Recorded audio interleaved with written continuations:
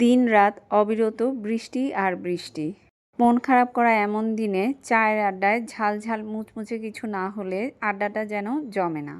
ডালপুরি আমরা বিভিন্ন রকমভাবে তৈরি করতে পারি, তবে আজকে আমি মসুর ডাল দিয়ে ডালপুরি তৈরি করে শেয়ার করছি।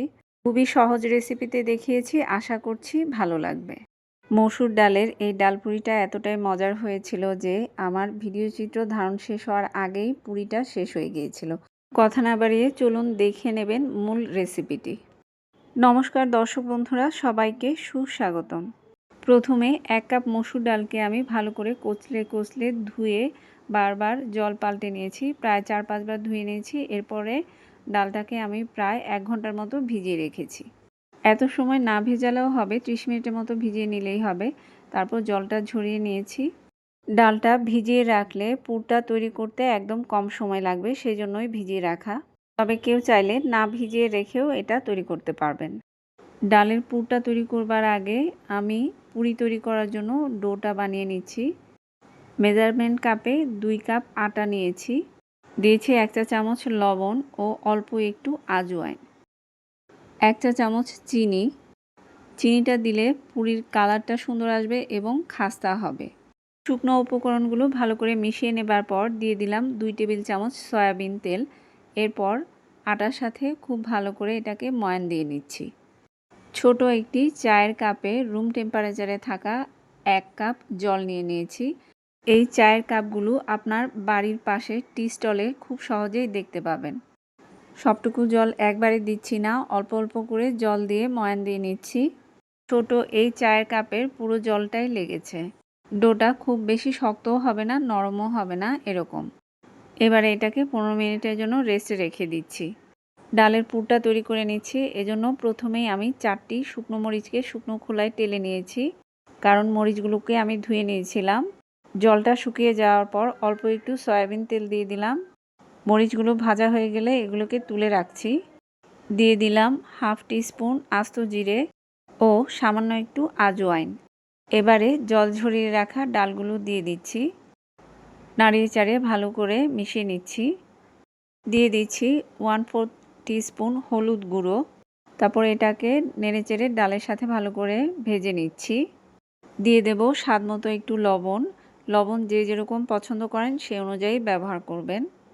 সব কিছু দিয়ে দেবার পর ডালটাকে একটু ভালো মতো তেলের সাথে কষিয়ে নেব। এবারে দিয়ে দিচ্ছি 1.5 কাপ পরিমাণ জল। চুলার আঁচটাকে মিডিয়াম লোতে রেখেছি। জলটা পুরো শুকিয়ে গেলে ডালটাকে একদম ভাজা ভাজা করে ঝরঝরে করে নামিয়ে নেব। এবারে ভেজে রাখা শুকনো মরিচগুলো হাতের সাহায্যে গুঁড়ো করে ডালের মধ্যে দিয়ে দিচ্ছি।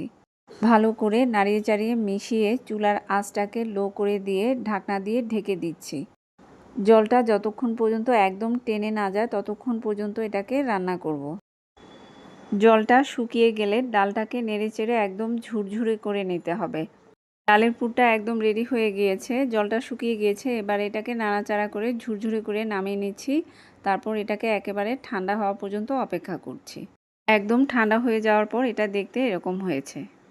এবারে ডো থেকে ঠিক রুটির মতো যেরকম লেচি বানাই সেরকম মিডিয়াম সাইজের লেচি কেটে নিচ্ছি। এরপর হাতের তালুতে রেখে এগুলোকে গোল গোল করে আটাতে গড়িয়ে রাখছি। আপনি চাইলে আটাতে না গড়িয়ে এমনিতেও রাখতে পারেন।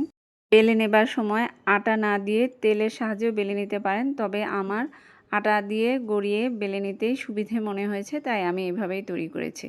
এবারে একটা লেচি হাতে নিয়ে ছোট বাটির মতো তৈরি করে নিচ্ছি। কিভাবে তৈরি করছি দেখে নিন। বাটিটা এমনভাবে তৈরি করতে হবে যেন এর মাঝখানটা ভারী থাকে এবং কিনারটা পাতলা থাকে। এবারে এর ভেতরে প্রায় 1.5 চা চামচের মতো ডালের পুর দিয়ে দিচ্ছি। এবারে এটাকে ঠিক পুলি পিঠের মতো শেপ দিয়ে নিচ্ছি। তারপর 2 পাশটাকে টেনে উপরে তুলে নিয়েছি ঠিক এরকম। তারপর এটাকে পেঁচিয়ে গোল করে লেচির গায়ে আটকে দিচ্ছি ঠিক এরকম।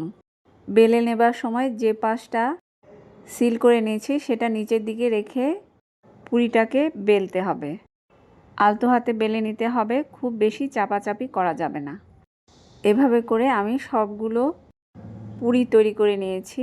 ঠিক এরকম, খুব বেশি পাতলাও নয় আবার খুব ভারীও নয়। ভেজে নেবার জন্য পর্যাপ্ত তেল গরম করে নিয়েছি। পুরিকে অবশ্যই ডুবো তেলে ভাজতে হবে, সে অনুযায়ী তেল নিতে হবে। তেলটা গরম হয়ে গেলে একটা একটা পুরি এর মধ্যে ছেড়ে দেব। পাশ থেকে গরম তেল উপরে ছড়িয়ে দেব। হাতার সাহায্যে চারপাশটা একটু চেপে চেপেও দিতে পারেন। দেখুন কি সুন্দর ফুলকো হয়ে ভেসে উঠছে। এবার এটাকে উল্টে দেব।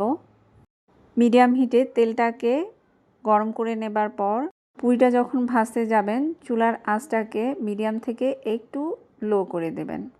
তা না হলে তেলটা যদি বেশি গরম থাকে পুরিটা দেবার সাথে সাথে পুড়ে যেতে পারে।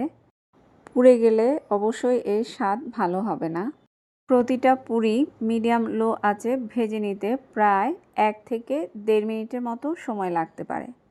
তবে চুলার আঁচ ভেদে সময় কম বা বেশি লাগতে পারে। একে একে সবগুলো পুরি আমি ভেজে নিয়েছি। চা তৈরি করে নেবার আগে আমার পুরিগুলো কিন্তু শেষ হয়ে গিয়েছিল। ডালের পুরটাকে আপনি পেঁয়াজ, কাঁচামরিচ, আদা রসুন বাটা এবং ধনেপাতা দিয়েও তৈরি করতে পারেন। তবে আজকে আমি যেভাবে দেখালাম এভাবে একেবারে সিম্পল করে ডালের পুর তৈরি করে পুরি তৈরি করে দেখুন, এটাও খেতে কিন্তু অসাধারণ হয়। আশা করছি আজকের সহজ রেসিপিতে দেখানো মসুর ডালের ডাল পুরির এই রেসিপিটি বন্ধুদের কাছে ভালো লেগেছে। ভালো লাগলে বেশি বেশি শেয়ার করে দিন। যারা বন্ধু হয়ে পাশে আছেন তাদেরকে অসংখ্য ধন্যবাদ। যারা আমার চ্যানেলের নতুন, আশা করছি বন্ধু হয়ে পাশে থাকবেন। কথা হবে পরবর্তী কোনো রেসিপি নিয়ে। ভালো থাকবেন। ধন্যবাদ।